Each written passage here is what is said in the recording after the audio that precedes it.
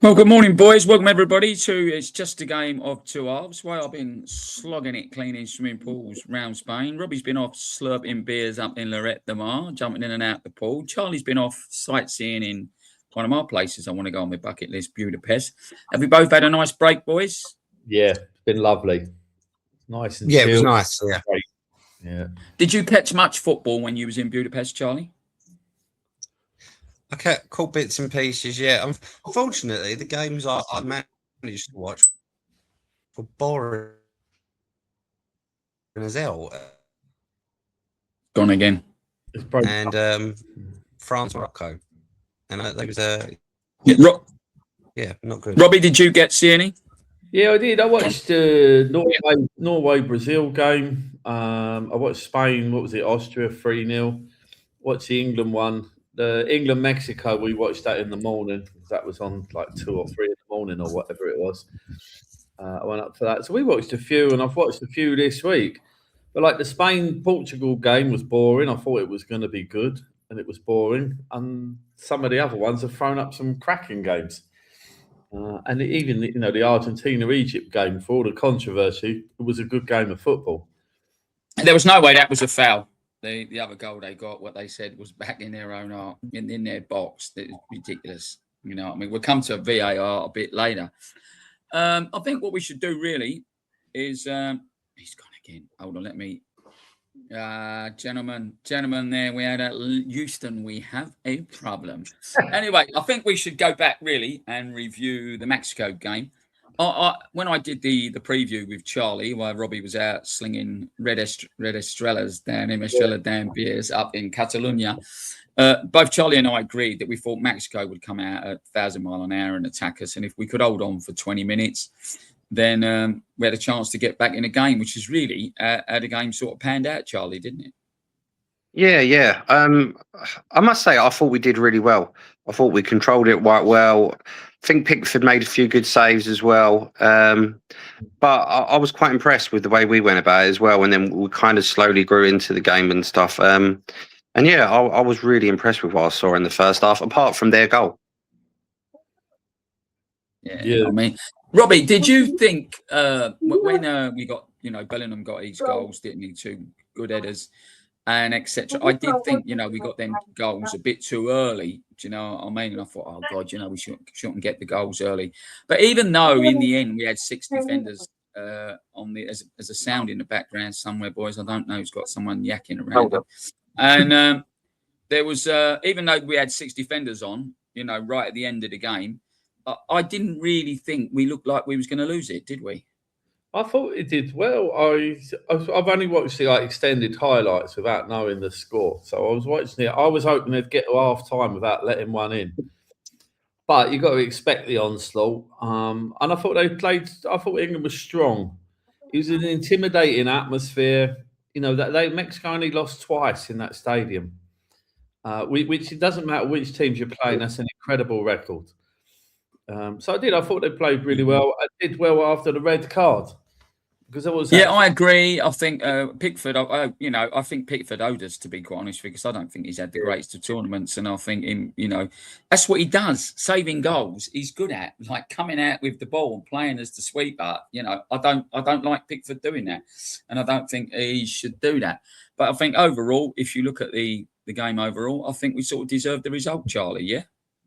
Yeah, I thought we did. Yeah. I mean, unfortunately, because the game got delayed by an hour, I had to listen to the second half while driving to Stansted Airport. It was the worst drive of my life listening to that, I'll tell you.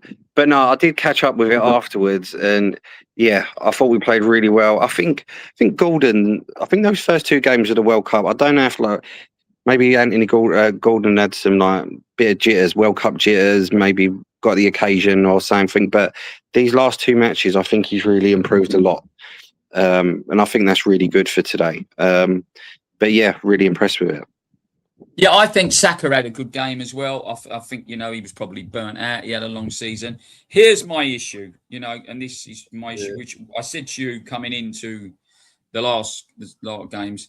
We're only getting 2 people that are scoring goals. We're getting Kane and Bellingham. Now, maybe we don't need any more. Do you know what I mean? But like, I do think we've got to get goals from somewhere else. I do think teams are going to get wise and start maybe man marking certain players, and watching the runs of Bellingham. Are you worried, Robbie, that we can't seem to be scoring goals from other people? I'm not at the minute because we've got there, and I think those two are world class. I am a bit bothered though. For example, it seems to me that Declan Rice takes every single free kick and corner, and a lot of them are not working. Now I don't know what the tactic of that is. There are other players there that can hit a dead ball, and I think England need to vary it because they're going to come up tonight or tomorrow morning, whatever time the game starts for anyone, against a tough Norwegian side who have got a world class striker. And they're a big team as well. They need to vary it a bit.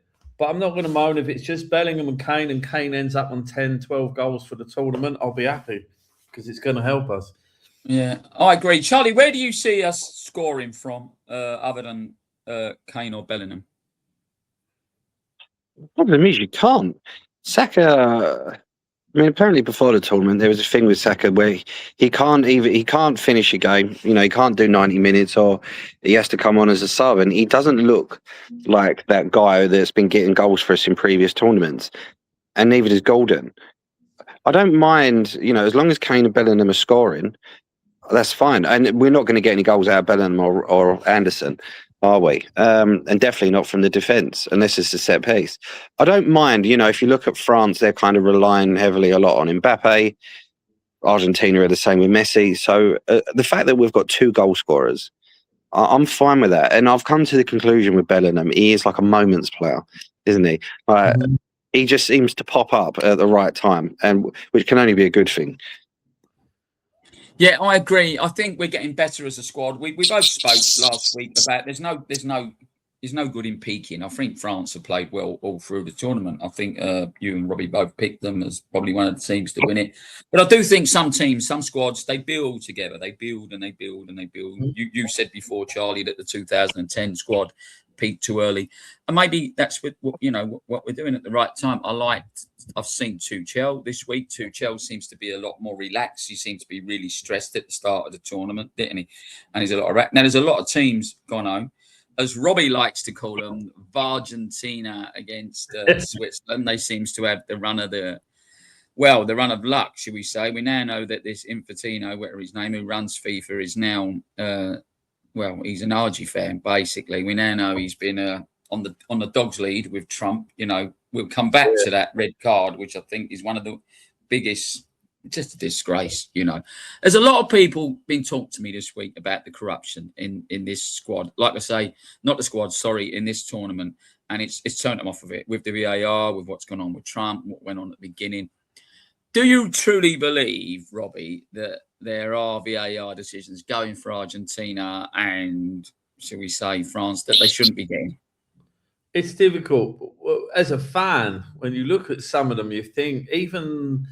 I get the point, but that Egypt goal that was disallowed, they've said it was a foul about 5 minutes before. And that's a bit debatable in itself, the foul and the build-up after it. But then they didn't get their one checked when Argentina scored the winner. So if you're going to use it, it's got to be fair in the first place. And it does seem, when a team gets a lot of luck that they've had, it does seem to be, they're getting favoured with it. And it don't take away, it was a great game the other day. But some of the decisions do seem a bit iffy. And I'm still thinking, like the France one, when Mbappe had that penalty, they made him wait 3 times he had to move the ball for a penalty that was a stonewall penalty. So they've given it 3 times he had to move the ball. All right, he's missed it because he did that stupid ballet run-up thing that I can't stand. But it does make you think, why did he have to put the ball back down 3 times to break the concentration? Or maybe we're just looking at conspiracy theories. If England get a lucky decision tonight and get through, we're not going to moan.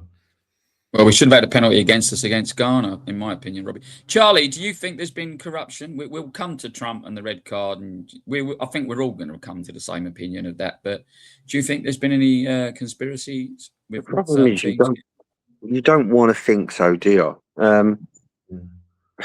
But yeah, you can't help but think that, because like Robbie said, like that Egypt goal, it was so far back. like, you know, if we're going to go back that far for every goal, you're going to find a foul somewhere along the line, isn't you? I think it was really harsh. And I'm not just saying that because it was Argentina. It was. And, like, you know, again, Mbappe having to wait 3 minutes. It's just other, you know, there are other things that have gone on, and you just like, it has to be fair. And the problem is with VAR at the moment, again, it's not the technology, it's the people behind it, where you're just looking at it and going, like, this ain't right. This is like, people's interpretation of the laws are clearly different. Mm-hmm. I mean, I don't like it. I've told you for God knows how long I don't like VAR. I think it's, you know, you can't celebrate a goal. Like Robbie says, how far do you go back? You know, you went back to their own penalty area, Egypt, didn't you? But once you've made that decision, and once that's it, we know you're going to get overanalyzed. You've got all these so-called experts now, you know, ex-players who didn't have the greatest of World Cups. They're giving their opinions. And they're sitting there, you know, and they can analyze it and look over it and microscope it. Once the decision's given, that's it. Don't even come out the next day and go, oh, we're sorry, you know, we should have let that go. Because it just causes more controversy. And I'll tell you, I'm absolutely sure in the future that VAR are going to come out and go, we made a mistake. And there's going to be a team, probably in the Prem or somewhere like that. They're going to sue them. They're going to sue the Referees Association. It's coming. Once you've made your decision, it's done, dusted, and finished with it, the way I look at it. And I do think there's been corruption. And I've said to you right from the start, you know, that Infantino and FIFA, they've been renting offices in Trump Towers near the top on, you know, God knows how much money they are to rent them. And they've been empty. So people have been pumping money into them and no one's even using them. Let's get back to the red card. Yeah, we know what happened. The American player got sent off, the forward. And when they played Belgium, Trump intervened and he rung his big old buddy who gave him a peace prize when there weren't even one around, just before he invaded and bombed Iran, and he gave him a peace prize. And now he rung him up and went, "I want a forward to play. Get rid of that card." And he got rid of that card. Come on, tell me somewhere in there that you think that's right, Robbie. No, there is not. I think it's ridiculous. I don't see one. It's not even I can get a coach wanting to argue that it was. I mean, it was a red card. You can't moan about it. It was a red card. It wasn't like a dodgy, maybe not. It was it's just ridiculous that a political guy can phone up his mate, or maybe they were sitting next to each other having breakfast. Who knows? And get it changed. And I think that's ridiculous because that's nothing to do with sport. Is it? I mean, we got the right result in the end because of that. But I just think it's a terrible thing. You can appeal it. England have appealed and it got increased to 2 games. Ronaldo should have been banned for the first game and wasn't, because FIFA changed it so he could play. You know, when you look at Messi could have been sent off in that first game for Argentina, raking the guy's leg. Romero elbowing a guy. But this one, it's just, how can you get a red card rescinded or suspended?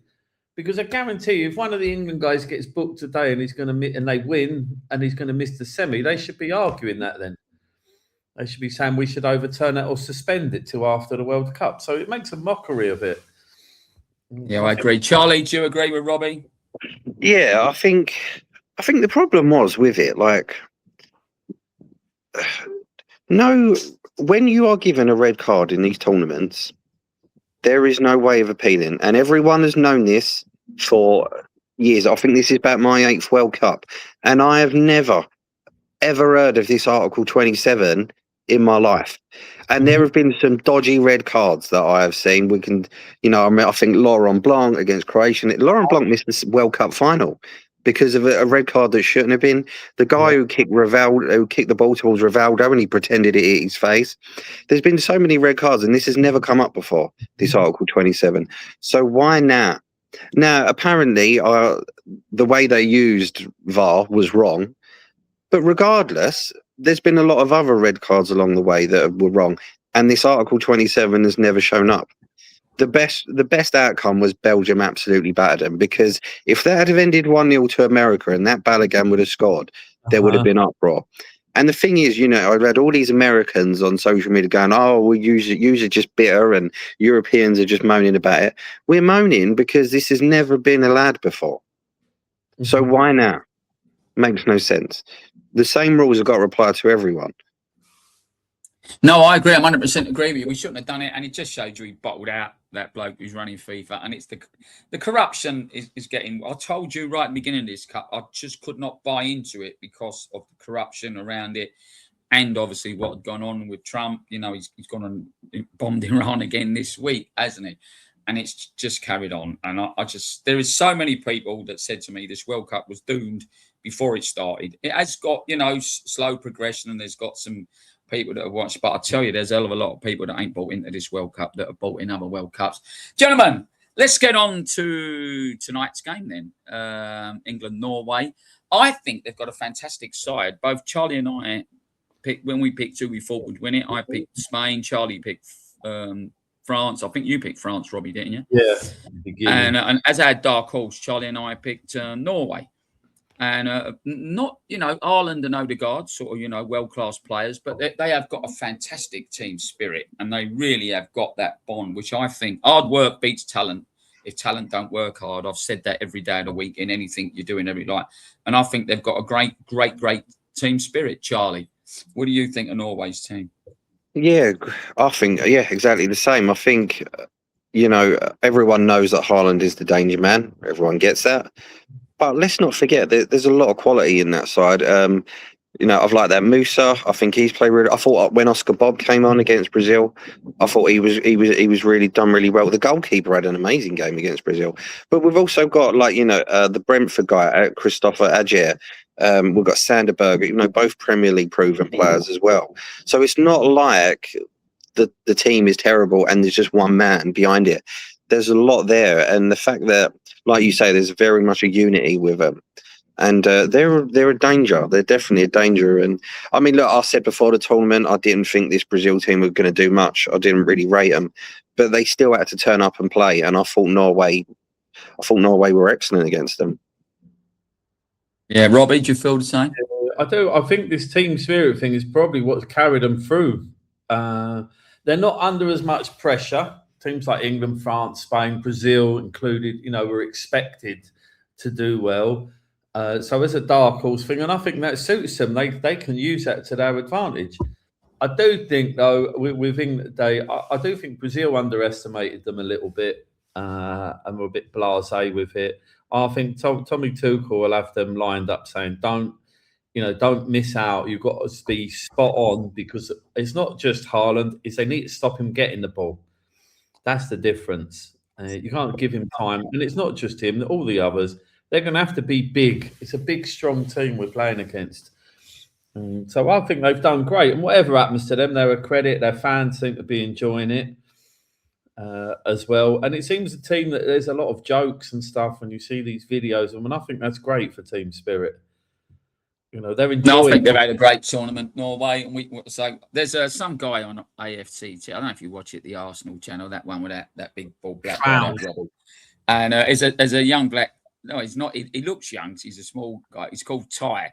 And no matter what you say about Arsenal, like, he comes back at you. He comes back at you. You know what I mean? Like, and the other night, someone sent me it. They were doing the watch along.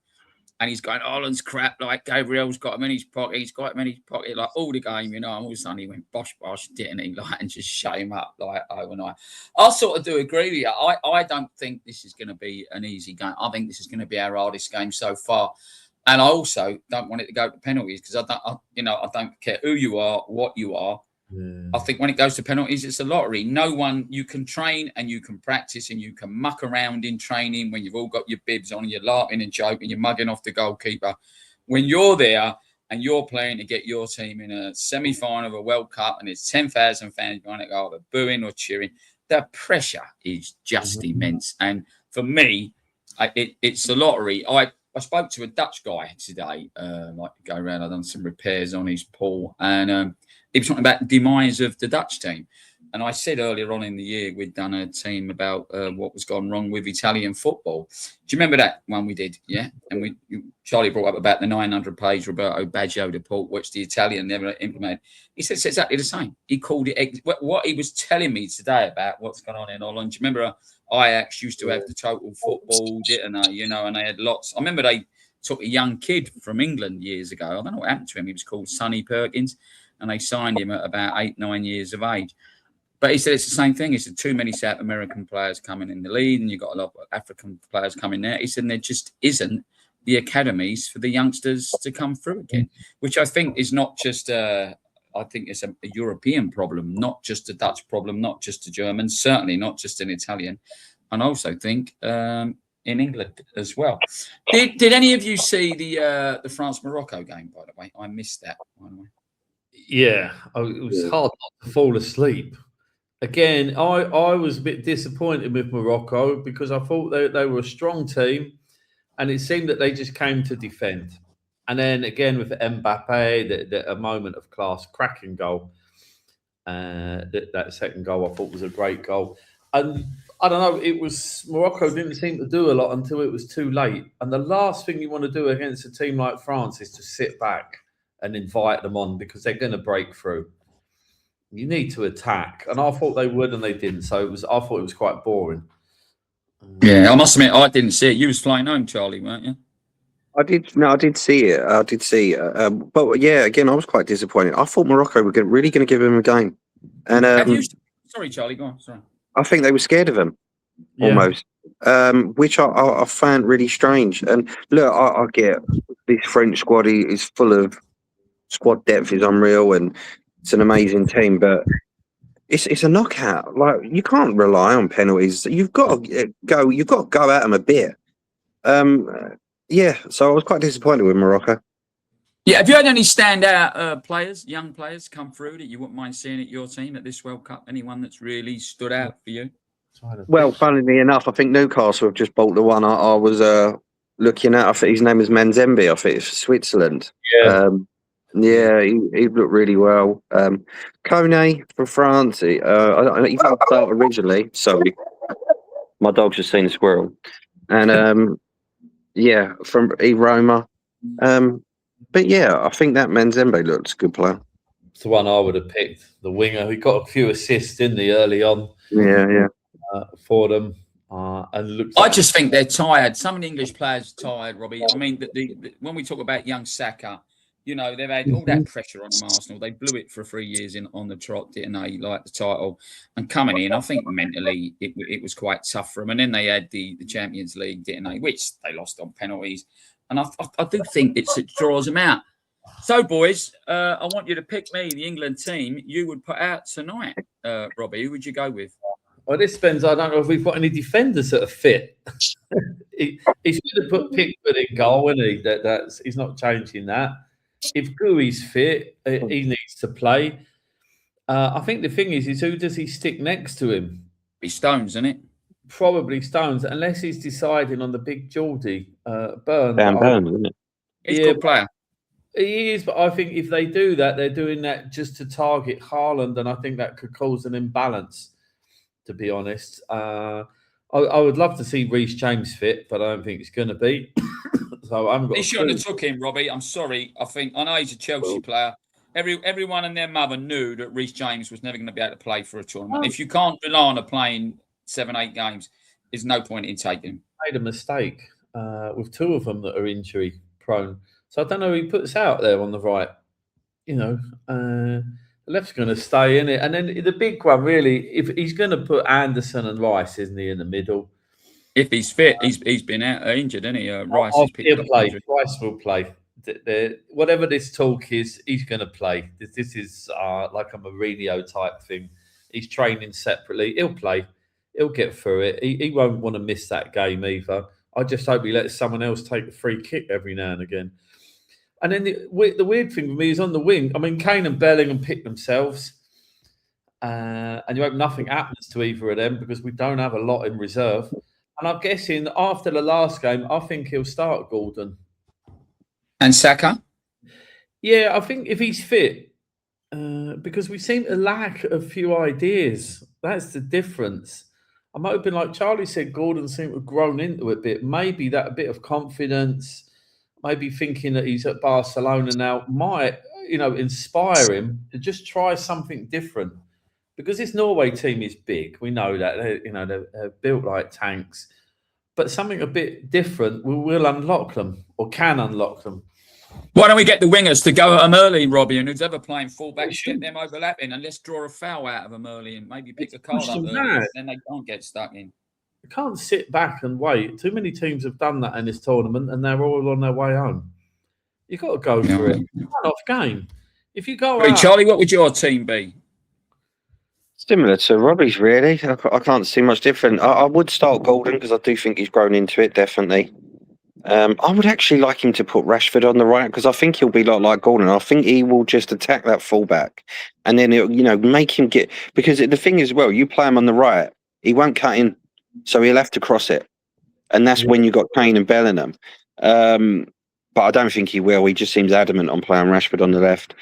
That's at right back, that's the thing. He brought up Chalobah, didn't he? Once Livramento got injured, so we're kind of running out of centre. The thing with the centre back issue, I've seen in the last couple of days, people talk about we should play Dan Burns because he'll have Haaland's number in the air and he's won this many headers against Haaland. People forget about Haaland's pace, and Dan Burn ain't got any. So that you've got to look at that as well. But yeah, I can't see it being that much different. I think it probably will start Stones, and then at right back, yeah, it's an odd one. Does he play Spence? I think he's got to, isn't he? I don't think he's got really enough. He took Chalobah, but I don't really think it to really use him. I think just to be there, and he's already played Spence a few games, so I can only see him. Why don't he let Spence push on though, Charlie? What he does for Tottenham? He's been at the last 2 seasons. They've not been that great, but he was a shining light in that Spurs team last year. Because for whatever way he sees England winning this tournament, it is not fullbacks getting past the wingers. He is very much like they are to only go to a certain amount of the pitch and you do not move, which affects us. I think he's too scared of getting on the counter attack. But it's not stopped people scoring against us, is it? It's not, because we've looked so open, but I think a lot of that as well is Rice and Anderson. I don't think defensively is working. I think there's gaps there as well, and we do seem to still be being caught out on the back. But I think it's in terms of we're surviving it a lot of the time. I think we're just about getting away with it at times, but he's just adamant that he does not want those fullbacks being pushed forward. See, I think the fullbacks pushing forward, then make space for the wingers. Someone's got to go with them fullbacks, maybe 1 or 2 of them. The centre half on the right side, he's got to go. Someone goes by him if he beats the fullback. On the other side, the left side centre half has to go if he beats the fullback on the right. So it creates space for the 2 strikers, and it all creates space. Hopefully, if we get a late run from our centre midfielders, I think either Anderson or Rice has got to go. One of them's got to go and make more in that box. If you looked at Spain last night, particularly watched at Spain, they're pushing like with 6, 7, 8 players inside the opponent's area. And when they have got a chance to cross the ball, there's 5, 6 players in the box. We are reliant on Kane and Bellingham being in that box, and it just don't make space. But it's working, whatever he's doing. But you say that Spain are relying on Mikel Merino coming off the bench in the last 2 games to get their goals. They're not exactly. They're getting a lot of people in the box, but the thing with the Spanish is they've never been a crossing team anyway. So most of the time when they're crossing, especially when they start Oyarzabal, he's not really what you say world class in the air, is he? But Mikel Merino is a threat in the air, and they're bringing him on late in the game and scoring. When they're going up, and there's no gap between the front and then the midfielders and then the next line of 4 going up. They're very tight. That when they move up, they're moving up as the same. So there's not much gap in between that. Where I find with England, we've got the sort of the 2 at the front. If he is pushing up Bellingham, and there just seems to be too much gap between the lines. We're not keeping the same sort of distance going for me, through. I think Tuchel's very too pragmatic almost. I remember at Chelsea struggled to create chances when Tuchel was manager. They weren't exactly free flowing. Champions League. I used to feel quite sorry for Kai Havertz. I used to put him up front, and I used to think that guy's got no hope. Yeah. You know what I mean? But at the moment it seems to be, and hopefully we can get a couple of goals from the wingers today. Yeah, I agree. I hope he does play Saka. I think. I'm I'm like you. I can't remember the guy you had. Who was the guy you sold him to a Spanish? He played against you in the conference final, Robbie. What was his name, Charlie? He always used to want to cut in. You couldn't get a game at Man U. They sold him. Who did you? Anthony. Anthony. I used to say about him, you know what I mean? Sling him over on the left, on the other side, because he can go by people, but he wanted to play right. And it's a bit like Rashford. Rashford wants to play on the left. He wants to cut in so as he can shoot with his right foot. I think that's a great idea, putting Rashford on the right. But if he ain't, then for me, Madawaki has been an absolute disaster for me. And I mean, I just don't, whether he's got no confidence, whether he just ain't good enough at that level, I don't know. I think you've got to put Saka in there. I don't see where Ezzy fits at the moment. You know what I mean? Even if someone has to come on, I just personally don't think he's good enough. He's not had a good season. Arsenal fans didn't rate him as he did they, and they didn't rate Madawaki. Yeah, well, so it's who we've got to come off the bench if we're going to need something to happen. That's our problem. We got, was it 4 or 5 on a yellow card? I know Rice is on a yellow, isn't he? Bellingham's on a yellow. Yeah, he's on. There's 4 of them, I think. That's where your corruption will come in. Bellingham will get booked after 5 minutes for whatever, and then there'll be 20 other fouls like it, and they won't get yellows. Guarantee it, and they won't be able to appeal it. Have you enjoyed this World Cup, though, boys? Have you enjoyed it, Charlie? Do you know what I have? I think everyone was a bit worried before the tournament there because it was so many other teams and the very lower quality that, you know, a lot of the big teams had just romped through it, and maybe they have to a degree. But Cape Verde, I think, proved a lot of people wrong. Yeah. A lot of the African teams went through, didn't they? But they're not. Got quite a lot got knocked out in the last round of 32. I have enjoyed it. I do, and there's been some great games. There has, and I think, my worry is we're in for another one today. We're in for a bit of a roller coaster with England Norway today, and it took about 3 days for my blood pressure to come down after that Mexico game. So should have gone to bed like I did. Well, that's the thing, isn't it? Tonight, 11 o'clock kickoff. That is where I am. You know, and if it's delayed. I think it's going to be 1-2 in the morning. Yeah. So well, there's a chance of it being delayed. Apparently, I'm hoping England win it in normal time. That would be my ideal scenario. Fairly comfortably, it won't be. I can't see Norway not scoring. So I do think what you're saying there with Saka and it, whoever it is, they need to go for it early on. They need to get something and make them play, because I don't think Norway are going to sit back and defend. So I do think we're in for a good game, which means it'll be 0-0 now. But I do think we'll be in. And some games have been really good. A few goals. I just hope whoever's left in it doesn't go out all defensively. You know, you've got France, Spain in the other semi-final. On paper, that's a cracking game. And you can't sit back against France, so there's that. And if England win, it depends. I think the Argentina-Switzerland game will be good if it's fair. But that depends if Switzerland go out there to defend or whether to play. I think they win that comfortably, Roger. Argentina. I mean, they only got through on penalties against Colombia, didn't they? Yeah, that was a boring game as well. It was a boring game. But I think that'll have to be Switzerland again. I think if Switzerland beat them, it'll be on penalties again. Yeah. Right, boys, predictions for tonight then, please. Well, I'll go 2-1 England. That's what I'll go on that. Hopefully in normal time as well, because I can't see them not scoring with our defence. Hopefully it will be like a 95th minute goal right at the end that they get. But I don't know. That would be what I'd predict, unless it goes goal crazy. But I'll go 2-1 England. Charlie. Like I said, I feel like we're in for a bit of a rollercoaster. I'm going to go with 3-2. I don't know, and I really hope not. But yeah. I think it's going to be 4-3 to someone. I think I just think there's going to be loads of goals in it, and it's whether we can nick one more than them. And I don't want someone scoring in the 95th minute. You know, hopefully we can be 1 or 2 up and maybe go through to see whoever it is, whether it's Switzerland, Argentina. I think, like you say, I think Spain v France could be the game of the tournament. I think if one of them scores early, it could be an open game. I watched that young Lamar Yamal yesterday. He looked really good in places. And Spanish looked technically really good yesterday. Unfortunately, I had to go to bed. So when I went to bed, it was 1-1.